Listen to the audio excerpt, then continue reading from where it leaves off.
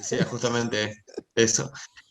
Bueno, ya entrando, pasando ¿no? por las críticas de los popperianos, de los filósofos de la ciencia moderno, me interesa saber cómo se llegó a tener una imagen tan mala del positivismo, por lo menos en Argentina, por ejemplo, en mis clases de facultad de filosofía se llegaba a relacionar el positivismo con el nazismo casi directamente, o sea, se decía que las ideas, por ejemplo, de progreso que tenía el nazi eran ideas positivas, los nazis eran ideas positivistas, ¿no? Había como una relación entre la ultraderecha y vos, Lino, que estudiaste también el franquismo, seguro no, nos podés decir un poco sobre esto, cómo se llegó a interpretar que las ideas progresistas, ¿no? O cientificistas o positivistas eran casi algo como de derecha, sobre todo por los filósofos más cercanos a la línea continental o más bien ya más posmoderna, ¿no? O sea, ahí hubo como una especie de transformación de positivismo en mala palabra. Hoy, por ejemplo, por lo menos en una facultad argentina, no creo que esto pase en España ni en otro país del primer mundo, pero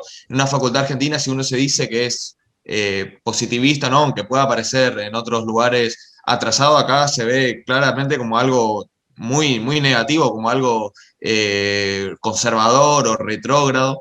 Es algo políticamente mal visto, ¿no? Es como una mala palabra literal. Facundo, que también tiene experiencia en las facultades de humanidades, también nos puede decir algo.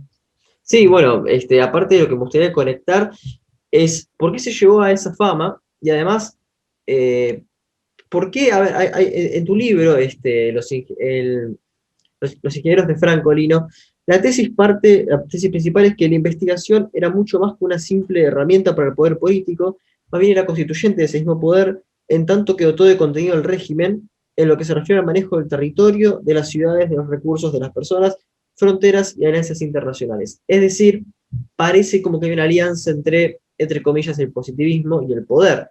Quizás vaya por ahí esa cuestión. Claro, también hay que mencionar los estudios, digamos, de llamada ciencia aria, ¿no? Del nazismo y de ese intento de eugenesia pseudo-cientificista que también pega muy mal para la gente, los progresistas humanidades, ¿no? Como que lo relacionan mucho con las ideas cientificistas o positivistas y hay como una distorsión de estas también. Sí, vamos, habéis dicho vosotros muchísimo ya y son varios temas. Efectivamente es un error asociar así, tal cual, positivismo o neopositivismo al nazismo. Bueno, como sabéis, pues Slich fue asesinado precisamente por judío en nombre de las ideas nazis. Los neopositivistas, en uno de sus primeros textos fundacionales del Círculo de Viena, la visión científica del mundo, creo recordar que se llamaba, que es un texto que, por cierto, se lee muy bien porque son 10 páginas o algo así. Ahí, vamos, declaran su profesión socialista, pero no socialista nacional socialista, sino de izquierda. Igual que Comte había, siguiendo a Saint-Simon, pues había defendido el socialismo y tal. Es decir, que es en ese sentido el positivismo como escuela, de hecho terminaron todos exiliados en Los Ángeles porque de la Alemania nazi les echaron. O sea, históricamente el positivismo como escuela no tiene nada que ver con el nazismo, sino todo lo contrario. Claro, lo que ustedes están diciendo es que se ha llegado a asociar la racionalidad instrumental científica o cientifista al nazismo y a la tecnocracia en general, sea de izquierdas o de derechas, pero en general, como llevada al paroxismo casi por el nazismo, ¿no? Y por los campos de exterminio y tal. Esto es la idea de Adorno y Horkheimer, también exiliados en Los Ángeles en esta época, que de la dialéctica de la ilustración. Que la ilustración, que va muy de progresista, muy de ideales de la humanidad, tal y cual, por su confianza en la racionalidad sin límites, lleva a monstruos como, pues eso, como el exterminio sistemático y racional del enemigo político. Esto yo creo que hay que distinguirlo. Primero hay que distinguir tres cosas, yo creo. Una, el positivismo de la tecnocracia o el cientifismo, porque es verdad que Saint-Simon confía en la ciencia y en la técnica y tal, pero no es el único. Marx también confía en la técnica, en la ciencia y tal y cual. De hecho, en la crítica al programa de Gotha dice que en el futuro pues, las tecnologías harán que los bienes, la comida y todo eso manen a chorros llenos y la gente podrá dedicarse a cosas más interesantes que a la producción.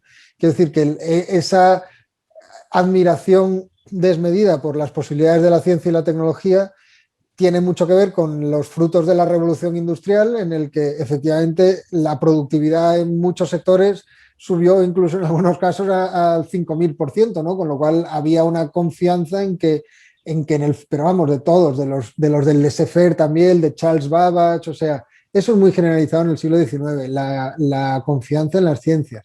En el siglo XX, esa confianza muchas veces se pone en duda a partir de la Primera Guerra Mundial, porque se ve, esto pasa en un montón de autores, se ve que las ciencias y las tecnologías pueden utilizarse para hacer el mal.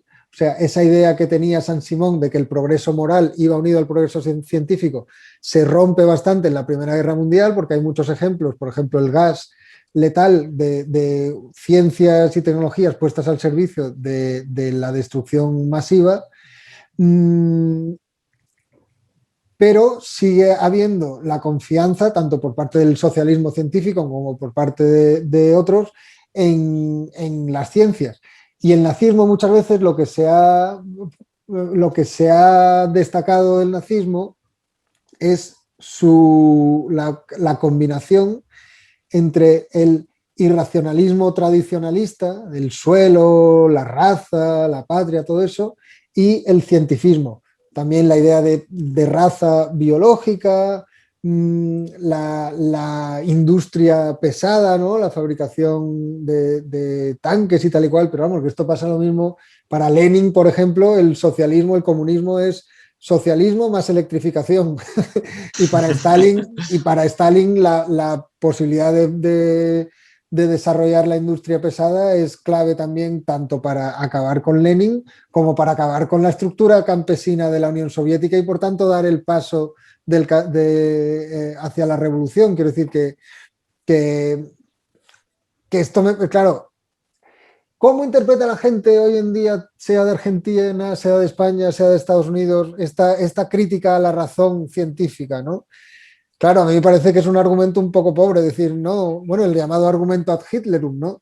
No, es que Hitler era vegetariano, con lo cual si te encuentras a un vegetariano le dices, Hitler era vegetariano, pues lo mismo pasa con un científico. No es que a Hitler le gustaba la ciencia, bueno, sí, pero eso qué tiene que ver, ¿no?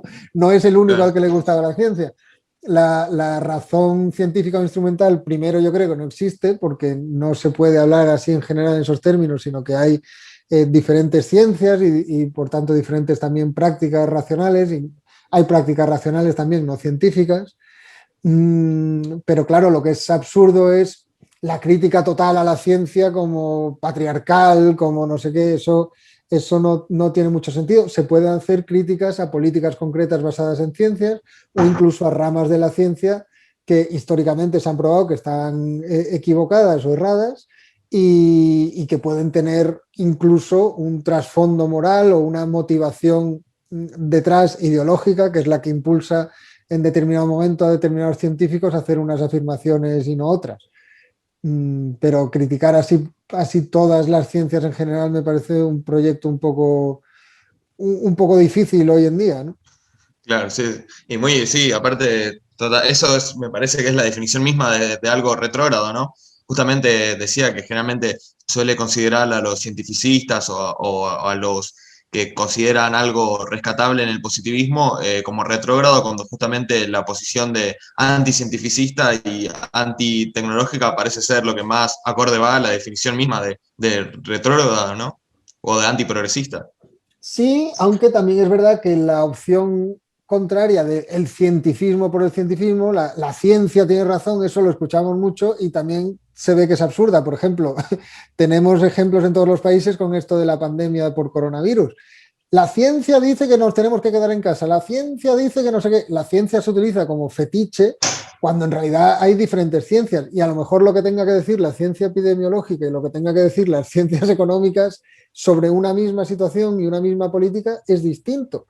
Entonces habrá que ver, habrá que intentar sopesar desde la política, no ya desde la ciencia, los diferentes argumentos de unos científicos y de otros, ¿no? Con lo cual es verdad que a veces la ciencia con mayúsculas se utiliza también como fetiche propagandístico, igual exactamente que la anticiencia, ¿no? Claro, para vender fake news y noticias sensacionalistas, sobre todo.